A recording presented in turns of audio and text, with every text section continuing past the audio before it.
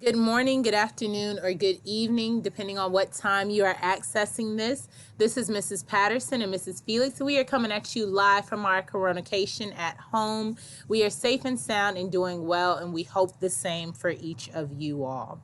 This is week 5, day 2. If you have been following along, let's go ahead and get our minds wrapped around how successful we are going to be getting our work done at home with our pledge of success. So please join me.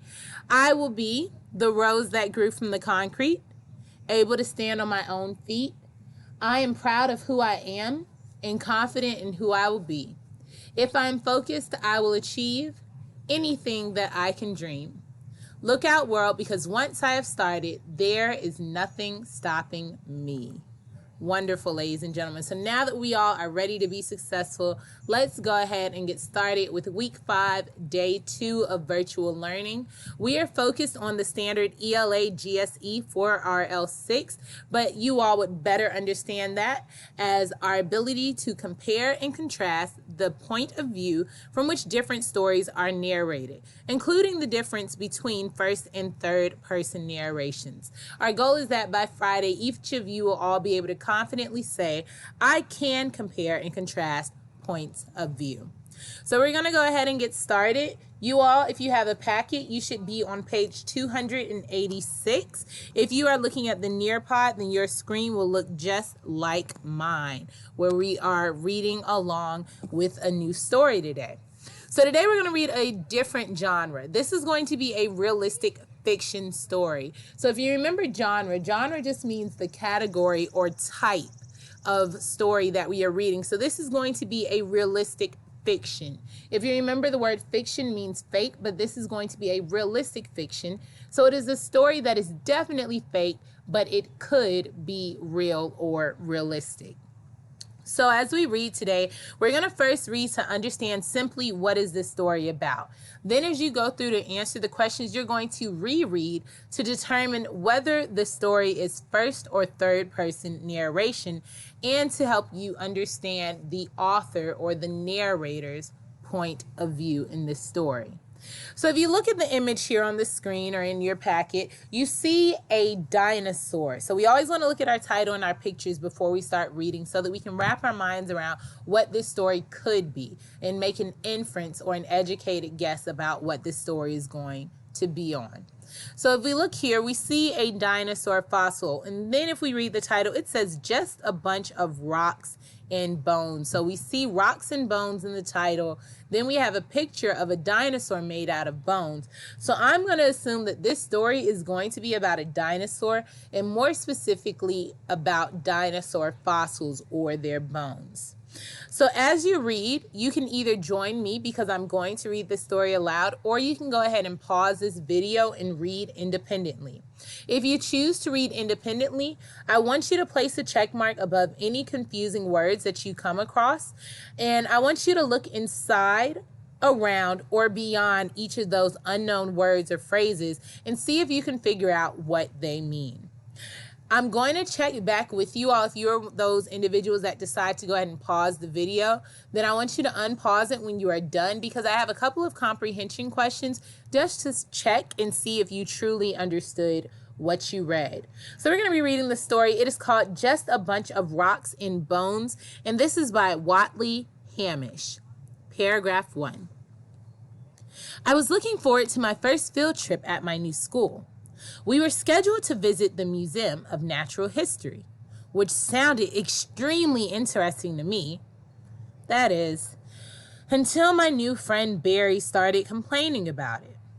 As our bus traveled along the highway, Barry insisted, I'm telling you, LeBron, we went last year, and it's mostly just a bunch of boring rocks and bones. Ugh, what a snoozer. Oh no, I thought.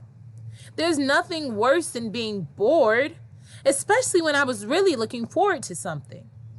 Suddenly, the trip seemed ruined. Moments later, our bus pulled into the museum's parking lot. We dragged ourselves outside and trudged up the museum steps. Sweating under the hot sun, I glumly looked around. Then I noticed a statue of a small, perky dinosaur, poking its head out of some bushes.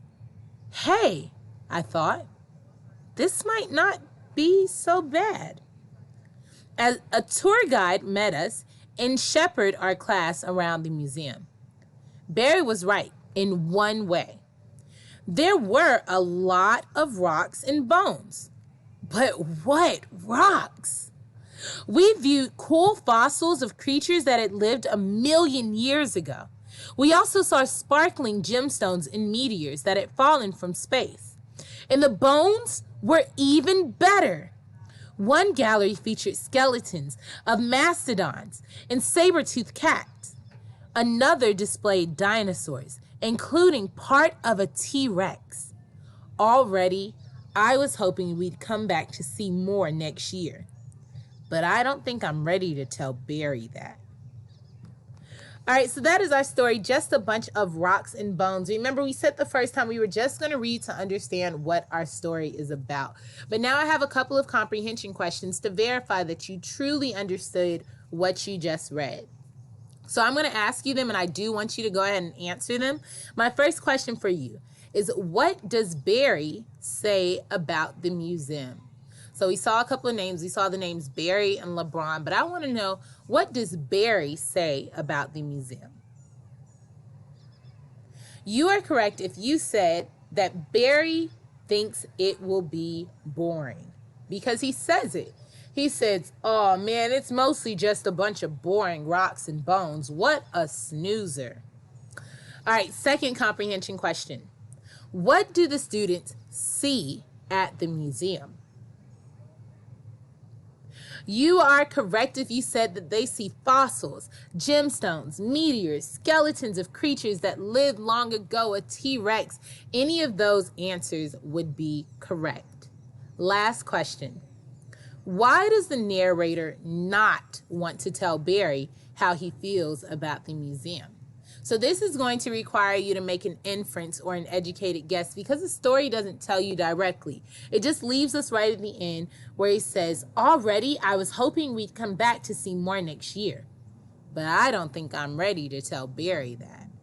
So why does the narrator not want to tell Barry how he feels about the museum? Your inference or educated guess is correct if you said that he knows Barry does not like the museum. So you might be afraid to tell Barry that he did like it and get Barry's response. So we're going to follow along. And our goal this week, as we know, is to be able to determine the different points of view of a story. So if you are reading this Nearpod, go ahead and flip over to the next page. Or if you're in your packet, please go ahead and turn to page 287, because our goal is to answer the questions here about our different points of view. As we go along, I want you to remember that point of view refers to how the narrator reveals their thoughts and feelings about the different characters and events in the story. A first-person narrator is only going to know his or her own thoughts and feelings because they are a character in the story. They're also going to use pronouns like I, me, and mine, or our if they have other friends in the story. A third-person narrator can tell what more than one character thinks. If you recall back in class, we talked about third-person omniscient and third-person limited, where limited means that we only knew the thoughts of one character, while omniscient meant that we knew the thoughts of all characters. But simply put, we need to know whether or not it is first or third person. First person is going to use pronouns such as I, me, my, mine, ours, and us, while third person will use different characters' names. It will also use pronouns such as he, her, she, them, and they. So we are talking about other people in third person because we are not in the story. So our first question on this page, it says, who is the narrator? We saw two names in this story. We saw the names LeBron and we saw the names Barry. If we go back and read the story, we need to figure out who is our narrator. We see a lot of key words in the story. We see, I was looking forward to my first trip at my new school. We were excited. And then if we continue, it says, until my new friend, Barry. If Barry is my friend, then that tells me that I, the one telling the story, I am not named Barry. So Barry is his friend. Let's keep reading if we can figure out specifically who is telling our story. It says, as our bus traveled along the highway, Barry insisted, I'm telling you, LeBron, we went last year, and it's mostly just a bunch of rocks and bones. So Barry's talking. We see quotation marks, so that lets us know it's dialogue. Barry is talking. He says, I'm telling you, LeBron. So I think that our narrator, the person who is telling our story, goes by the name of LeBron. Because Barry, we know, is our friend, and he's talking to our character. So our character here, or our narrator in the story, is going to be LeBron. If we continue reading, we then see the next question. It says, does the story use a first person or third person narrator? Explain your thinking and include story evidence that supports it. So does it use first person or third person? In order for me to figure this out, I'm going to have to reread our story and look for those key pronouns. I have to look for those key pronouns. We know that first person uses words like I, me, my, mine, ours, and us, while third person uses characters' names and other pronouns such as she, he, him, her, they, or them. So let's go back over to our story and see which pronouns stick out for us in just a bunch of rocks and bones. We're not going to read the whole thing. Let's just look at our first paragraph and see which pronouns pop out. I was looking forward to my first field trip at my new school. We were scheduled to visit the Museum of Natural History, which sounded extremely interesting to me. That is, until my new friend Barry started complaining about it. As our bus traveled along the highway, Barry insisted, I'm telling you, LeBron, we went last year, and it's mostly just a bunch of rocks, boring rocks and bones. What a snoozer. So we see a lot of different pronouns in this first paragraph. We see I, my, we. We see my, again, we see our. And then inside of those quotation marks, we see you, and we see characters' names like LeBron. So you might be a little bit confused and you're deciding, okay, is this first person or is this third person? We always want to look at what the majority of the paragraph or what majority of the story is using. We also want to remember that quotation marks show dialogue. It shows what a character is saying. It doesn't show what our narrator is saying directly. So we want to ignore quotation marks when we are looking for those special pronouns. So majority of this story had I, my, our, we.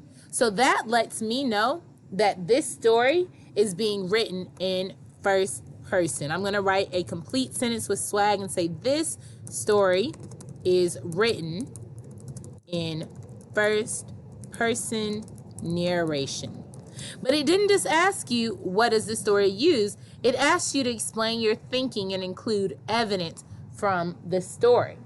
So I could say, I know this because the narrator, LeBron, so the narrator, comma, LeBron, is a character in the story. The story, because we're putting our periods and our capital letters in our sentences that have swag, the story uses words such as I, my, me, we, and our, which are all clues that it is going to be a first person narration. So I want you to continue because I've already helped out, and your whole job today is simply to answer questions 1 through 3, and I've already helped you with questions 1 and 2. So I want you to use the rest of this time to finish answering question number 3, and then you will be done with your packet. But make sure that you always finish out by doing your Google Forms as well as your one iReady reading lesson. I'll see you again tomorrow. Have a great